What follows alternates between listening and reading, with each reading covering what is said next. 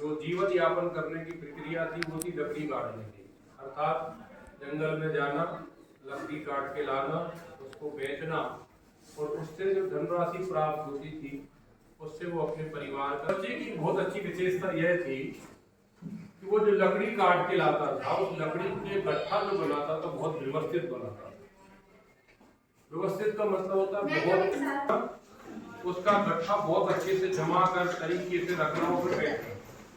ये उसकी जीवन की दिनचर्या थी, अर्थात उसको सिखाया गया था या उसने सीखा था, तो ये ऐसे वो करता था। और यही कारण था कि उसका जो लकड़ी का गट्ठा है औरों की अपेक्षा अलग दिखाई देता था, वो सबसे पहले बिक जाता था। माने उसकी वस्तु इतनी आकर्षण हुआ करती थी कि जो लकड़ी की जिन्हें आवश्यकता होती थी वो सबसे पहले उसको खरीद लिया था। ऐसा उसका जीवन चलता था।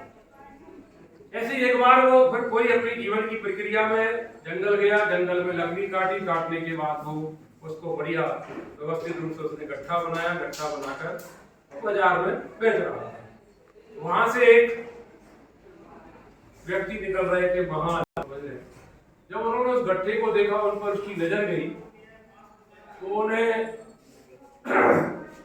रुकने के लिए उस गट्ठे ने बात की। उस गट्ठे वाले के पास आए और उससे पूछा कि ये गट्ठा लकड़ी का तुमने बनाया है, किसने बनाया है?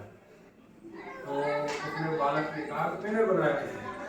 बोला इतना अच्छा तुमने बनाया? बोला हाँ मैंने ही बनाया हुआ, मैं तो ऐसा रोज बनाता हूँ।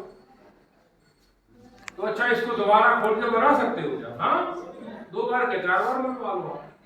तो उस गुरु की आवाज या उसकी आज्ञा सुनने के बाद उस बालक ने उस गट्ठे को पूरा खोल दिया, लकड़ी पूरी इतर वितर कर दी। वितर वितर करने के बाद उसने उस गट्ठे को दोबारा बनाया।